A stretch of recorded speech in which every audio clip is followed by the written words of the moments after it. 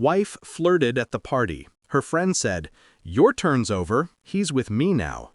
The laughter felt fake, too sharp, too loud, too rehearsed. My wife, Alina, was standing close to me, her perfume heavy, her hand resting on my shoulder in that absent, practiced way. Not affection, just performance. She was radiant under the chandelier light, the perfect wife, the kind people envy.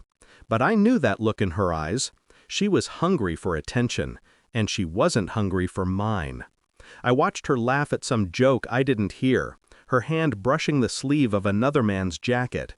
A harmless gesture, maybe, except it wasn't. Something about the way her body leaned toward him told a truth her lips never would. Then I saw her, Zara, Alina's closest friend, or at least the one she claimed to trust. Zara stood by the bar, watching us with that smug, knowing half-smile. She raised her glass slightly, and when her eyes met mine, she mouthed something so quietly that I almost thought I imagined it. "Your turn's over. He's with me now." I froze. For a second, everything went silent. The music, the chatter, the noise, gone. All I could hear was my heartbeat. Slow, measured, dangerous. Alina noticed me staring. "What's wrong?" she asked, her voice soft, careless. I smiled. "Nothing, just enjoying the party." Back home, I couldn't sleep. Her laughter from the party echoed in my mind. So did Zara's words. "Your turn's over. He's with me now." It played like static, meaningless at first, until it wasn't. I remembered things, small, easy-to-ignore moments. The late-night messages she said were from work friends, the sudden secrecy around her phone, the new perfume she said she bought for me but never wore around me. It all began to align like puzzle pieces I hadn't wanted to see.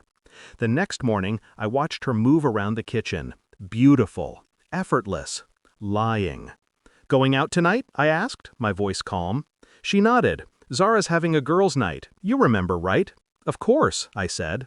And I smiled again, the same smile she always used on me when she wanted me not to ask questions. When she left, I opened her laptop. Her password hadn't changed. She'd never expected me to look. Maybe that was her mistake. There were emails. Dozens. Zara's name at the top of too many. Conversations buried under coded jokes and inside references. And then one that made my chest go still. "Zara, he doesn't even know. This will make tonight more fun." "Alina, he never notices. That's why I love him. So easy to fool." The words didn't break me. They solidified me. I wasn't angry. Not yet. Anger would come later. First came observation, strategy, control.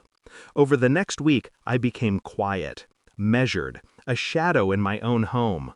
I watched her, without watching her. Every look, every smile, every lie that tried to pass as truth. I didn't confront her. That would give her power. Instead, I took it away piece by piece, like dismantling a bomb before it explodes. When she said she was going to Zara's again, I followed her. Not close enough to be seen, but close enough to know. They weren't going to a girls' night. They went to a restaurant, quiet, secluded. And there was a man. I watched from across the street as they laughed, touched, whispered. Zara was there too. She didn't join them. She just watched, like a queen pleased with her own chaos. Later that night, I waited in bed, pretending to be asleep when Alina slipped in beside me, smelling of perfume and lies. "Good night," she whispered, her voice shaky, like someone trying to convince herself of something. I didn't respond, but I didn't sleep either. The next evening, Zara invited us both to another party. Her tone in the text was casual, but her words were bait. I accepted for both of us. Alina hesitated. You really want to go?" "Of course," I said. "I think it'll be fun." She smiled, but there was fear behind it. I saw it. I wanted her to see that I saw it. That night, I watched the performance play out again. The laughter, The subtle flirting, the careful avoidance of my eyes. But Zara was different. She was waiting for something, almost enjoying the tension. When she finally walked over, she didn't whisper this time. She said it loud enough for the people nearby to hear. "Wow, Alina," Zara said, smirking. "Still pretending he's yours?" The room went quiet. "What?" Alina's voice cracked. Zara leaned closer, her smile a weapon. "Your turn's over. He's with me now." The look on Alina's face, confusion, fear, disbelief, it was almost art. The room murmured, phones came out, eyes turned. I said nothing. I didn't need to. Because the truth had finally shown itself, in front of everyone, and I didn't have to lift a finger. She came home that night shaking, mascara streaked down her cheeks. "How could you just stand there?" she shouted. "Why didn't you say anything? Defend me?" I looked at her, calm, still, and I set my phone on the table. The screen lit up, messages, photos, timestamps, everything. Her lies, neatly documented. Her breath caught.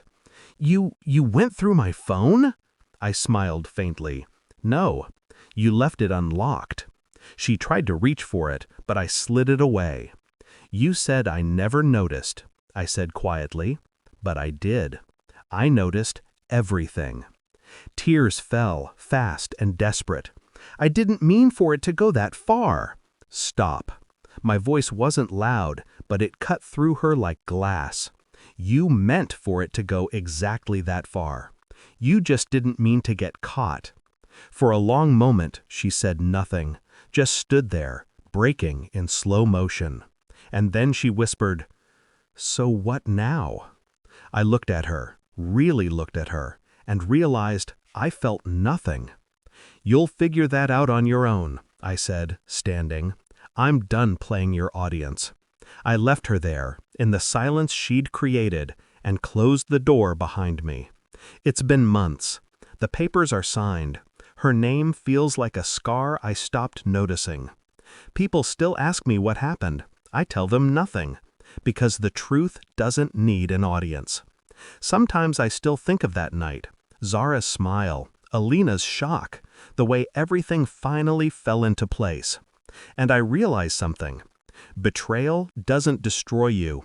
It strips you down until only truth remains. And truth is freedom. Alina wanted attention, Zara wanted chaos, and I wanted peace. Only one of us got what we wanted. Now when I pass by that same restaurant, I don't look inside. I don't need to, because I already saw everything I ever needed to see.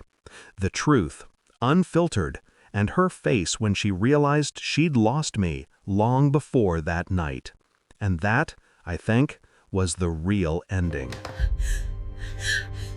How could you do this?